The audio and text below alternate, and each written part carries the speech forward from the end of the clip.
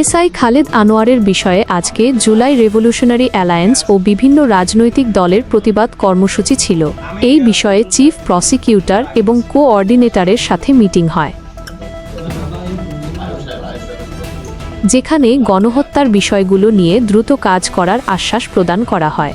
এছাড়াও প্রশাসনের বিভিন্ন বিষয় নিয়ে আলোচনা করেন জুলাই রেভলিউশনারি অ্যালায়েন্স সহ বিভিন্ন রাজনৈতিক দল। তারা বিশ্বাস করে যে খুব তাড়াতাড়ি আইন শৃঙ্খলার স্বাভাবিক হবে এবং স্বাভাবিক নিয়মে আইন শৃঙ্খলা তাদের কাজ করবে এবং সার্বিক বিষয়ে নজরদারি রাখবে। সবসময় সাহায্য, সহযোগিতা ও পাশে থাকার অঙ্গীকার দেয় জুলাই রেভলিউশনারি অ্যালায়েন্স।